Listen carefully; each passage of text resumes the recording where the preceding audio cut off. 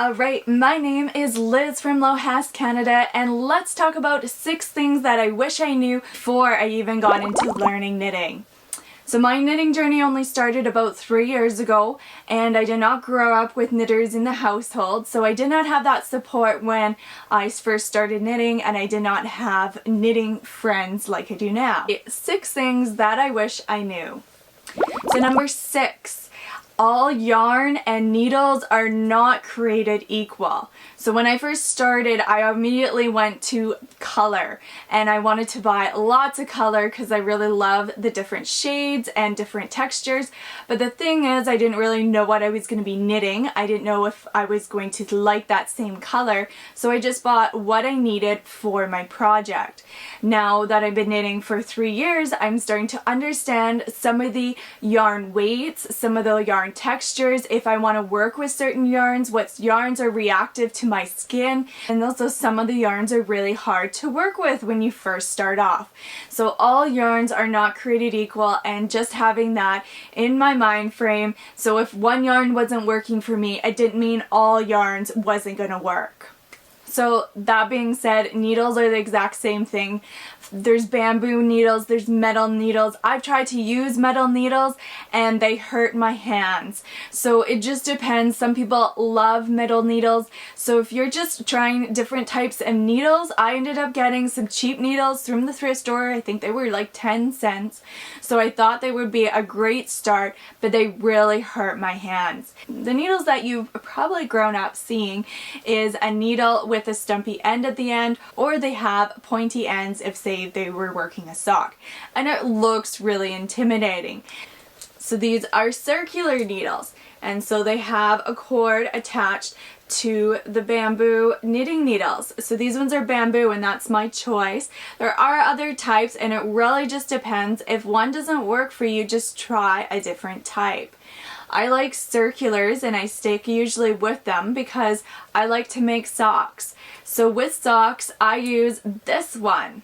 And a lot of people do not like this one because it hurts their hands. And it's so tiny that it can just sit there, and I like fiddly things. So it just depends on yourself. If you've taken up knitting before and you've not liked it, it could be the needles, it could be your way you're holding it, or maybe even the yarn that it's just falling apart or it's not working with it. So when I first started knitting, I was knitting socks, and I had this really long thing in the middle, and it was called the magic loop. I did not like it, and once I got to these, I started flying with the socks. So really just experimenting and playing with what is going to work for you on your journey. Alright, so yarn also comes in a ball form, or it comes like this. Alright? So when I first started off, I grabbed my first ball, and it was already wound up like this. My second one, I wanted to do something a bit different, but the color I wanted was in a thing like this. And I was just like, okay, great. So it's just a different way of doing it. So I just started knitting it just like this, and it was a tangled mess. So I did not know for these ones you have to wind them up into a ball. So you can do that by having the top of the armchair, and you put this and stretch it across, and you start winding it up. Or you can, sometimes I'll put my knees out wide and then put this over top and start winding it off if I'm nowhere near a chair. And there are winders that you can buy later on, but when you're first starting off, it's fairly intimidating, and it does need to be wound, or you'll spend more of your time untangling it than you will knitting. So if you see something like this, it needs to be in a ball. So I forgot to mention that yarn can come in skeins, so they're already wound up and ready to go for you. You just need to find your end in here, in this little center here, and you can pull it out and start working with it. So number 5. So when I first walked into a yarn store, it was overwhelming. I didn't have a pattern, I didn't have anything that I needed, I didn't even know what I needed, and there was just so many things being flown around that she was asking me that I had no clue. Yarn does come in different weights depending on your project. So sock projects are going to be a different weight and sometimes a different material than a sweater or a shawl or anything like that. So for me, a lot of the times going into a yarn store is overwhelming because they're saying things. These are our worsted weights. These are our DK. These are our fingering, da da da da. For me, I was like, I want sock yarn, and sock yarn has their own little section usually.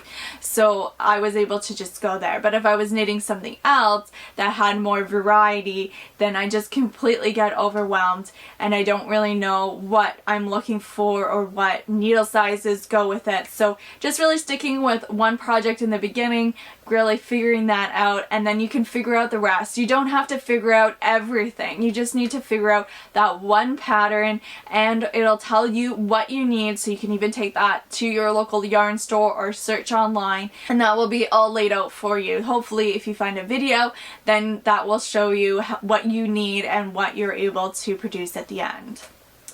So number 4, there is so much jargon in anything that you're going to be doing. So knitting is no exception. So there's going to be abbreviations for things. Sometimes they're called one thing, and if they're in an older book, they're called also something else. So there's just going to be so much jargon that you're going to have to learn that it's just really overwhelming if you just think that you're going to pick up a pattern and start knitting it.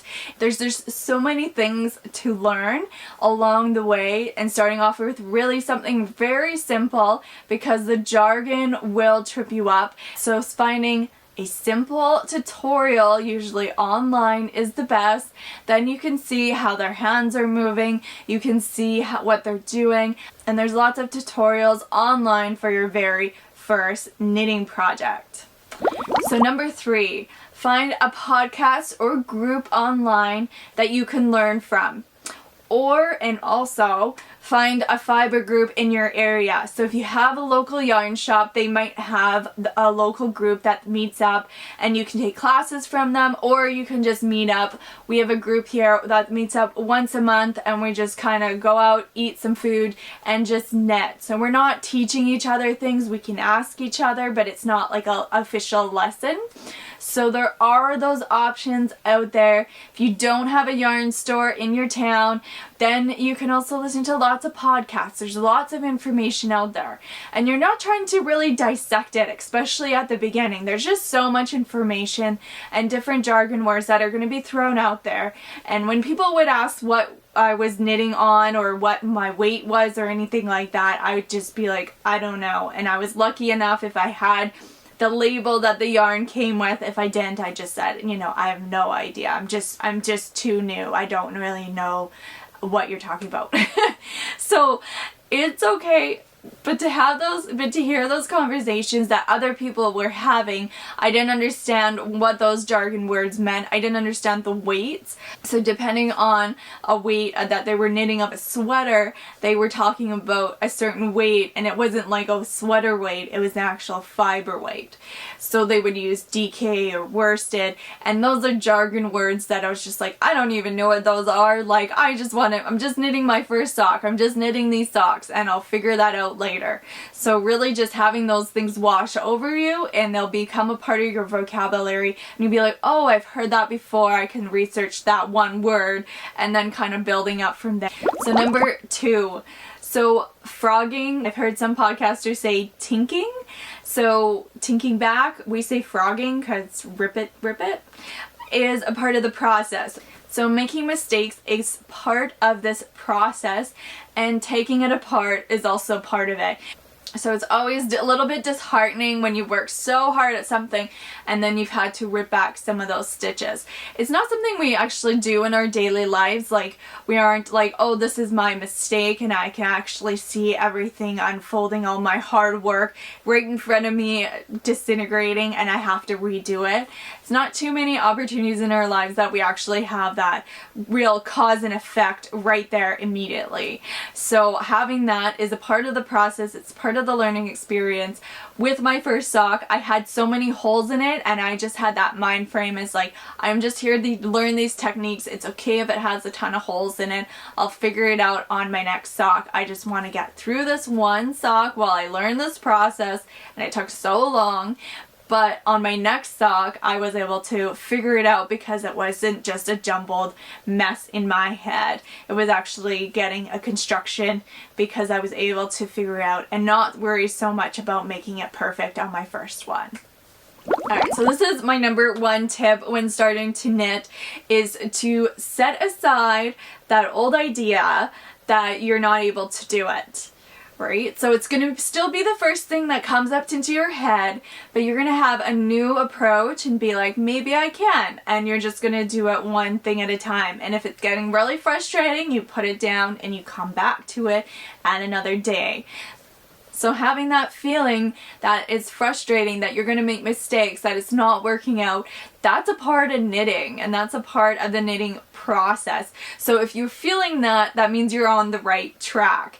So a lot of the times in our lives, if it's uncomfortable, if it's frustrating, if we make tons of mistakes, we kind of just leave it and don't really accomplish it and don't progress with it. But with knitting, that is the purpose. That is what we're doing. That is the knitting process. This is how you learn, and this is how you get to the end stages of finishing garments. This is a process of making things, and with creative people, we make lots of mistakes. Our first prototypes aren't always great, but the second and third ones and fourth ones possibly might be. So I know with my journey, my knitting process is starting to evolve a little bit beyond socks. So it's causing me to rip things out again because I have a new pattern, because I'm learning a different technique, and I'm researching what different things are. So I hope you continue knitting or start knitting to gain these skills that we need to make these swaps in our lives. So instead of shopping it, you're making these things, and you're able to give them gifts, and you're able to spread that positivity and joy into other people as well, because there's nothing more exciting when people say, where did you get that? And you say, you made it yourself. Or when people say, did you make that? And you're like, yes, I made that. So where are you in your knitting journey? Are you at this frustrating point, which is part of the process and welcome to knitting? Or are you well on your way? Let me know, and if any of these tips are helpful or other tips, put them in the comments below so then we can all learn from each other.